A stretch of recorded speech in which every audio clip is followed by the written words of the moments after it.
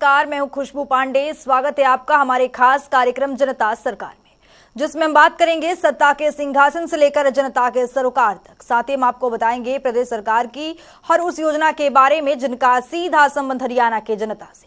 जो योजनाएं प्रदेश के विकास को नई गति प्रदान करेंगी और हरियाणा की जनता का चहुमुखी विकास भी करेंगी, ताकि प्रदेश की जनता तरक्की की राह पर आगे बढ़े और हरियाणा प्रदेश उन्नति की नई ऊंचाइयों को छूता हुआ प्रगतिशील रहे। तो अगले 30 मिनट तक बने रहिए हमारे साथ और देखते रहिए जनता सरकार।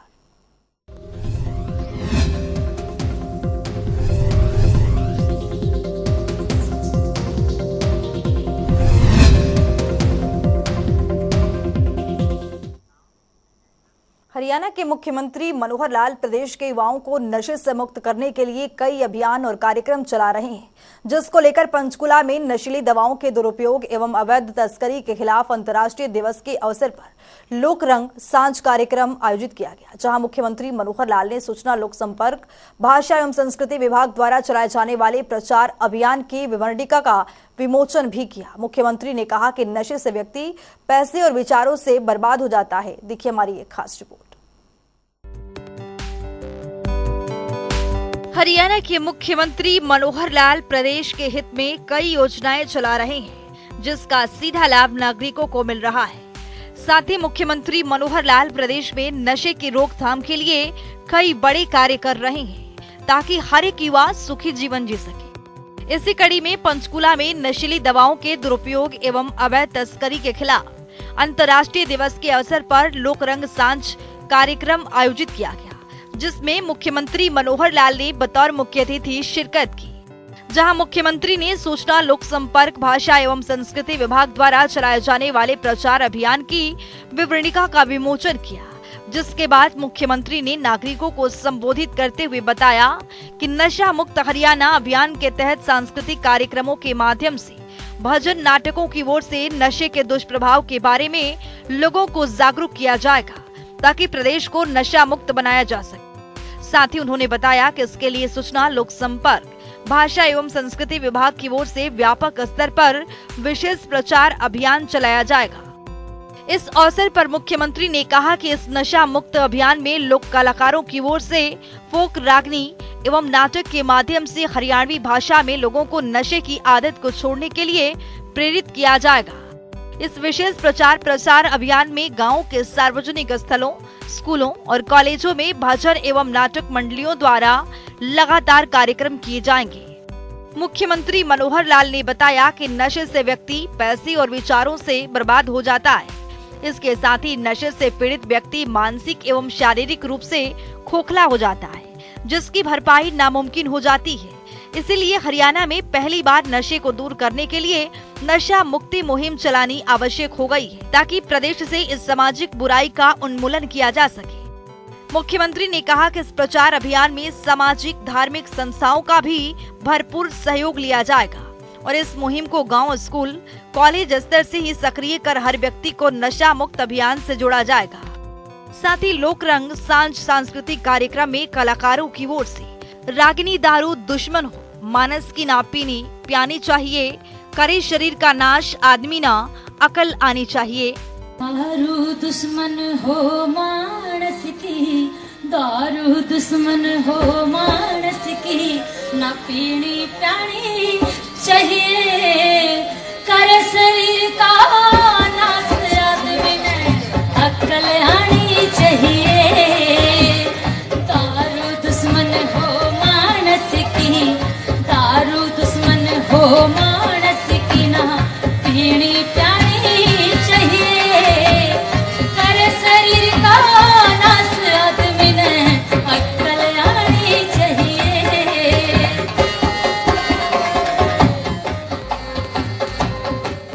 और बेटी बचाओ नशा भगाओ नाटक का मंचन भी किया गया।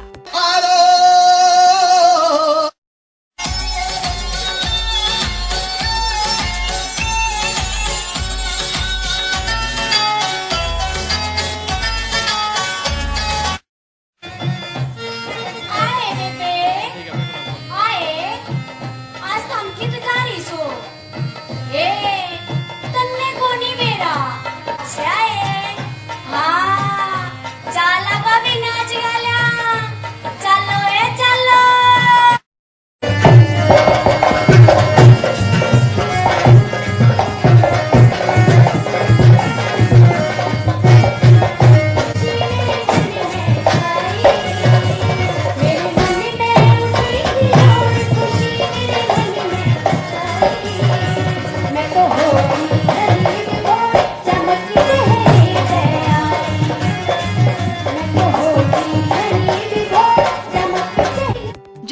दर्शकों ने खूब तालियां बटोरी।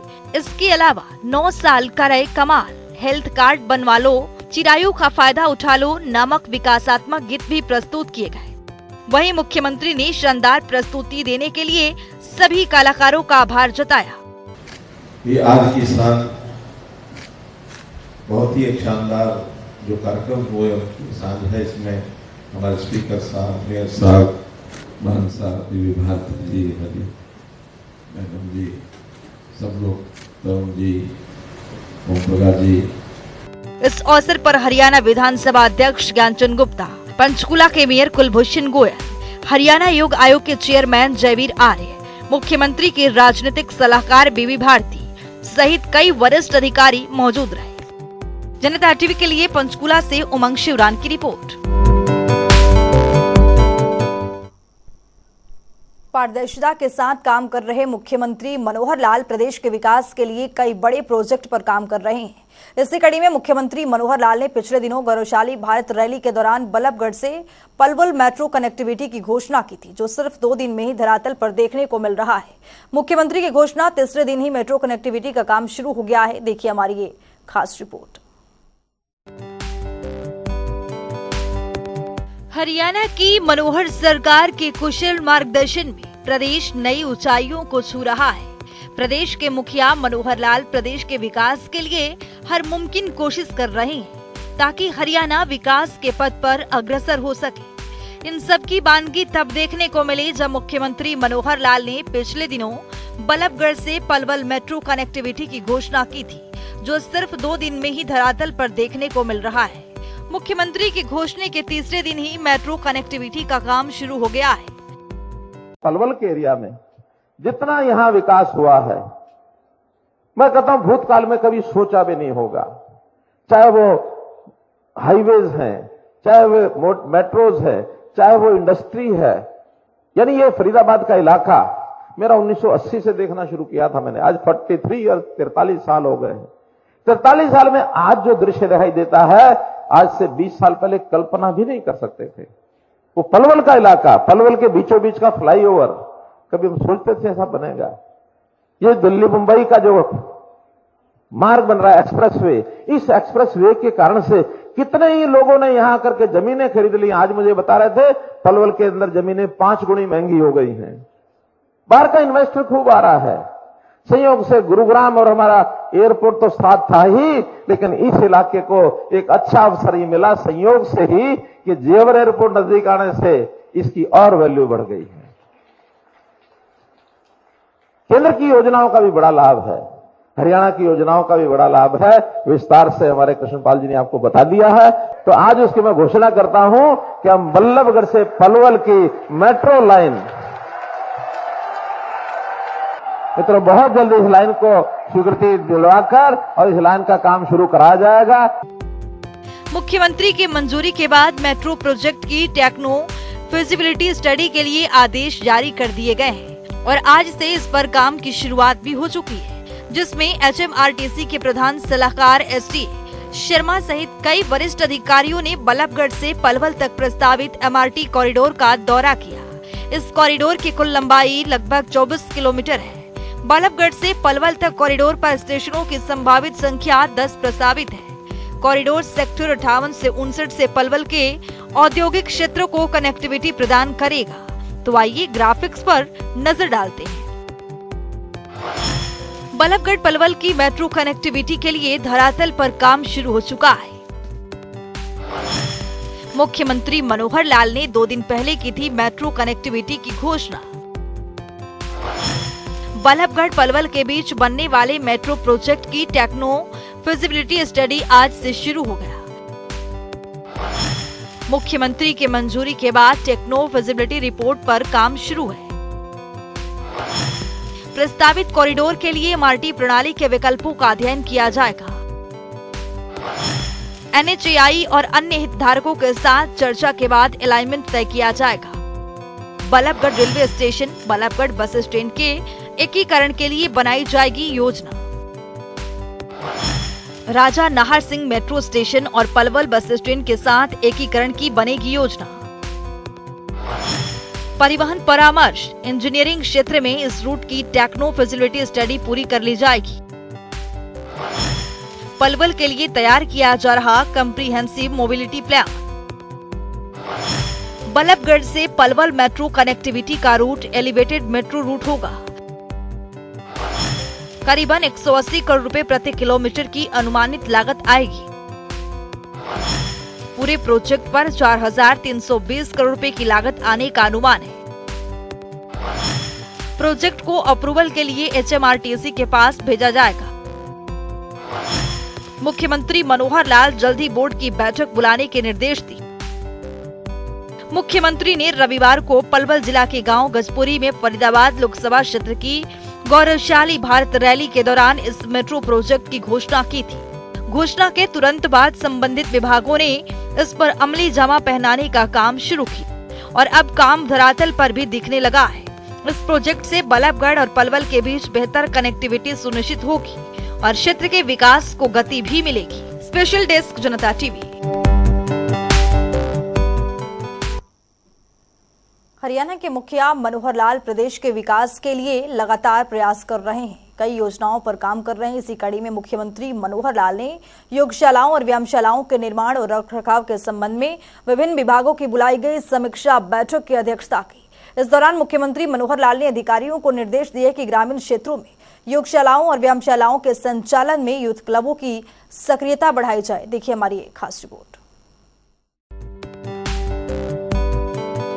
हरियाणा के मुख्यमंत्री मनोहर लाल ने मंगलवार को योगशालाओं और व्यायामशालाओं के निर्माण, हस्तांतरण और रखरखाव के संबंध में विभिन्न विभागों की बुलाई गई समीक्षा बैठक की अध्यक्षता की। इस दौरान मुख्यमंत्री मनोहर लाल ने अधिकारियों को निर्देश दिए कि ग्रामीण क्षेत्रों में योगशालाओं और व्यायामशालाओं के संचालन में यूथ क्लबों की सक्रियता बढ़ाई जाए। इसके लिए ग्रामीण विकास विभाग मैपिंग करे कि किन गाँव में रजिस्टर्ड यूथ क्लब है। इसके अलावा गांव में कोई न कोई पार्क या ऐसा कोई स्मार्ट स्थान होना चाहिए जहां लोग अपनी दिनचर्या के बारे में चर्चा कर सकें। बैठक में मुख्यमंत्री को अवगत कराया गया कि पहले चरण में 1000 योगशालाओं व्यायामशालाओं का निर्माण किया जाना है, जिनमें से 729 का निर्माण कार्य हो चुका है। 648 योग सहायकों को नियुक्त किया गया है जो लोगों को योग प्रशिक्षण दे रहे हैं। मुख्यमंत्री ने अधिकारियों को निर्देश दिए कि योगशालाओं और व्यायामशालाओं की कैटेगरी बनाई जाए ताकि उनका मूल्यांकन किया जा सके और आदर्श व्यायामशाला की अवधारणा चरितार्थ हो सके।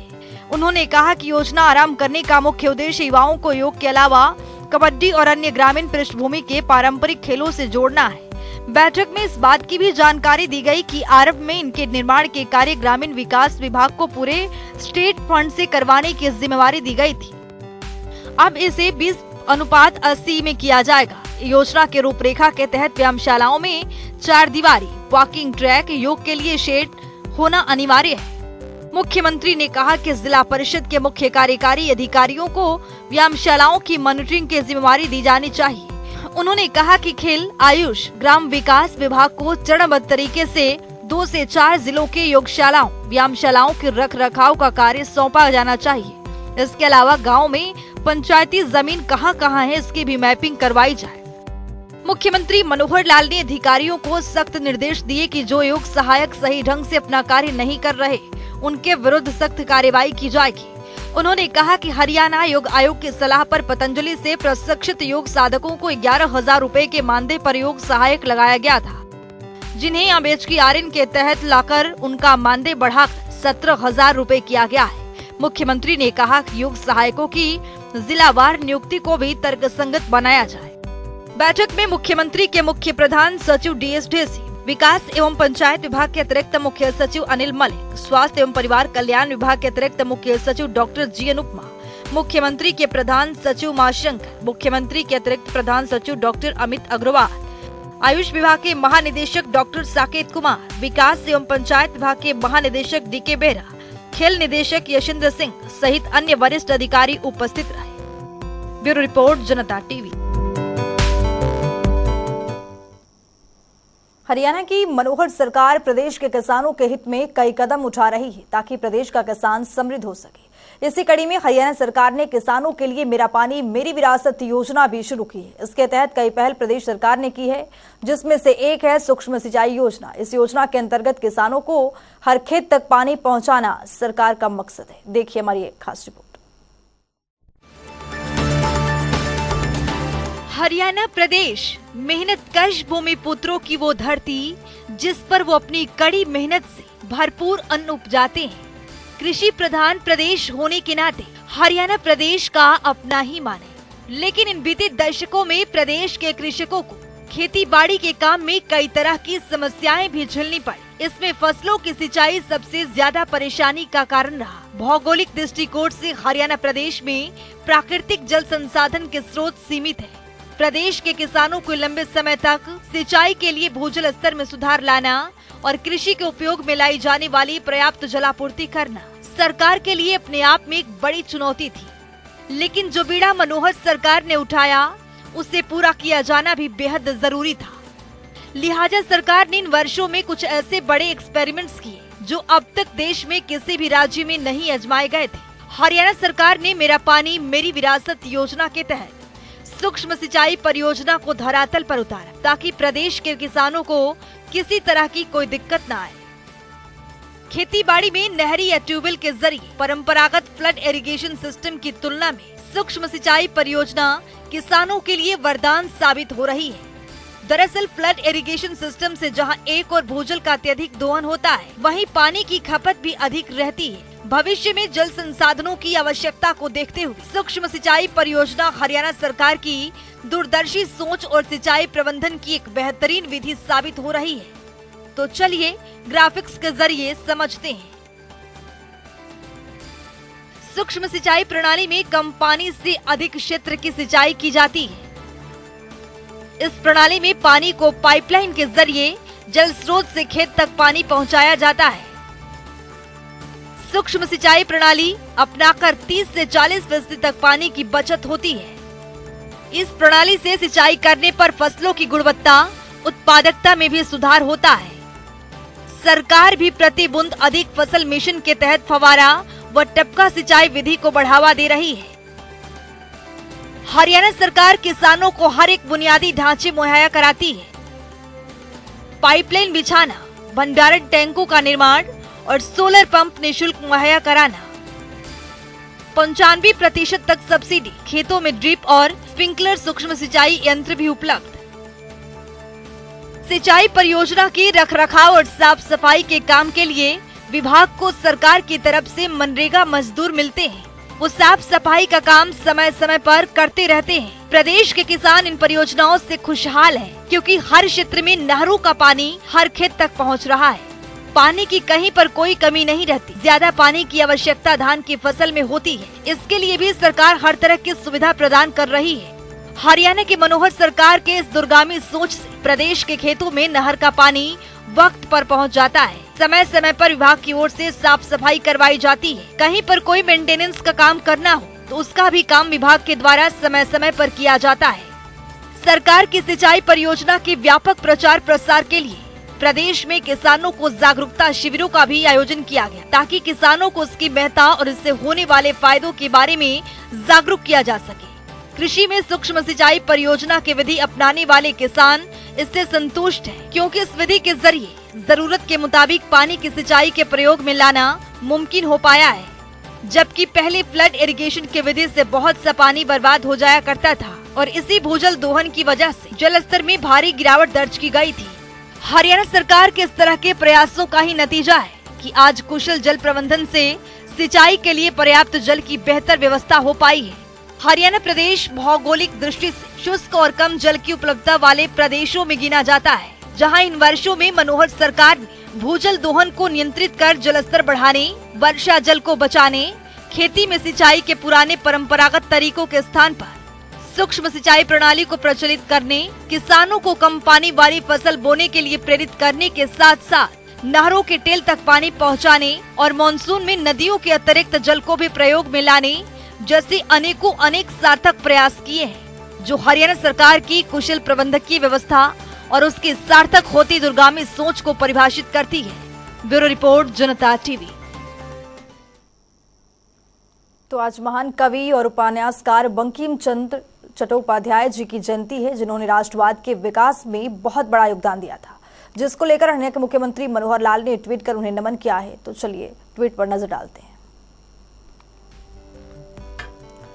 मुख्यमंत्री ने अपने ट्वीट में लिखा है, राष्ट्रीय गीत वंदे मातरम के माध्यम से देशवासियों के हृदय में स्वतंत्रता की अलख जगाने वाले महान कवि और उपन्यासकार बंकिम चंद्र चट्टोपाध्याय जी की जयंती पर उन्हें शत शत नमन। राष्ट्रबोध से परिपूर्ण उनकी रचनाएं समस्त भारतीयों को अनंत काल तक राष्ट्र सेवा के लिए प्रेरित करती रहेंगी। मुख्यमंत्री ने अपने ट्वीट में लिखा है, ट्वीट कर उन्हें नमन किया है। हरियाणा की मनोहर सरकार प्रदेश के किसानों के लिए कई बड़े फैसले लेती रहती है, जिसको लेकर अब हरियाणा सरकार फसल अवशेष प्रबंधन के लिए संकल्पबद्ध है। तो चलिए ग्राफिक्स पर नजर डालते हैं। फसल अवशेष प्रबंधन के लिए संकल्पबद्ध हरियाणा सरकार 23 जुलाई 2023 तक कर सकते हैं कृषि यंत्रों के लिए आवेदन। तो आपको बता दें कि 50% सब्सिडी व्यक्तिगत श्रेणी में आएगी। तो वहीं आपको बता दें कि टोल फ्री नंबर भी यहां पर जारी किया गया है। अधिक जानकारी के लिए यहां पर टोल फ्री नंबर जारी किया गया है। तो वहीं आपको बता दें कि उप कृषि निदेशक सहायता कृषि अभियंता के कार्यालय में संपर्क भी कर सकते हैं। हरियाणा प्रदेश में आम नागरिकों को सरकार की योजना का लाभ मिल रहा है। तो चलिए ग्राफिक्स के जरिए समझते हैं। आम नागरिकों को मिल रहा सरकार की सुरक्षा बीमा योजना का लाभ। प्रधानमंत्री जीवन ज्योति बीमा योजना आयु सीमा आपको बता दें कि 18 से 70 वर्ष तक है आयु सीमा। वहीं प्रीमियम राशि 20 वर्ष वार्षिक। दुर्घटना बीमा संरक्षण 2 लाख दिया जाएगा। तो वहीं योजना में नामांकन कराने के लिए नजदीकी बैंक शाखा या डाकघर में संपर्क कर सकते हैं। तो चलिए अब जान लेते हैं कि आज के इस सवाल का विजेता कौन है।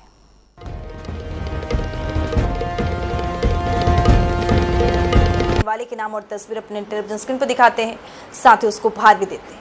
तो चलिए अब जान लेते हैं कल का हमारा सवाल क्या था और कौन है इसका विजेता। कल का हमारा सवाल था, हरियाणा दिवस कब मनाया जाता है। इसका सही जवाब है ए, 1 नवंबर। ढेरों जवाब आए, लेकिन आज के हमारे विजेता हैं करनाल से साक्षी शर्मा। साक्षी, आपको बहुत बहुत बधाई। तो फिर पूछेंगे आज का सवाल, देखते रहिए जनता टीवी।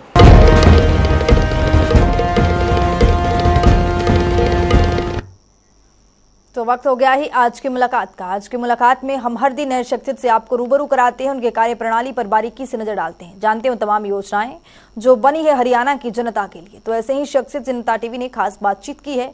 इनका नाम है रणवीर सिंह, जो कि कैथल से वन विभाग अधिकारी के पद पर काबिज हैं। सुनिए।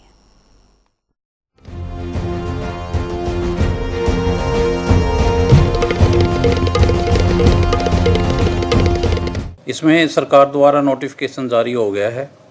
इसमें 75 साल से ज़्यादा के वृक्ष जो हैं, वो चाहे किसी प्राइवेट फार्मर के उस पे खड़े हैं या इंस्टीट्यूशंस में खड़े हैं, पंचायत लैंड पे खड़े हैं, तो वो सभी एलिजिबल हैं इसमें। इसके लिए डिवीज़न लेवल पे परफॉर्मा है, वो भी जो भी इसको अवेल करना चाहता है वो परफॉर्मा भर के यहाँ जमा करवाएगा।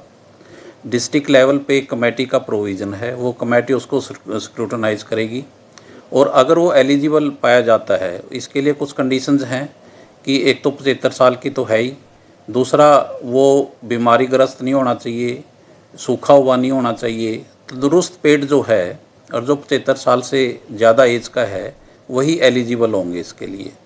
तो इसके लिए 1 साल में 2500 का प्रोविज़न है। 2500 उस ओनर को, जो उसका लीगल ओनर है, उसके बैंक अकाउंट में जमा करवाए जाएंगे और वो पैसा वो उसकी वृक्ष की देखभाल के लिए ही यूज़ कर पाएगा।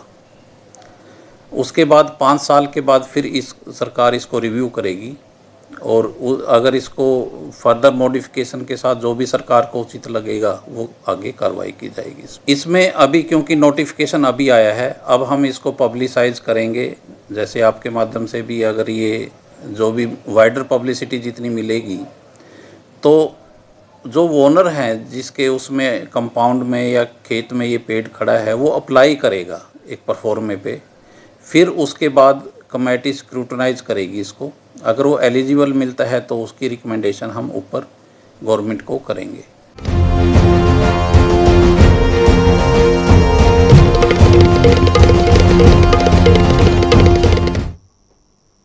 तो वक्त हो गया है आज के सवाल का। तो चलिए अब जान लेते हैं कि आज के सवाल में क्या कुछ है।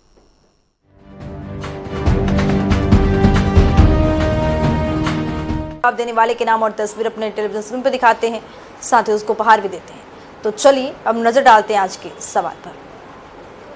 जनसंख्या की दृष्टि से हरियाणा का सबसे बड़ा जिला कौन सा है? ए हिसार, बी भिवानी, सी रोहतक, डी सिरसा। तो दीजिए सही जवाब और बनिए विजेता।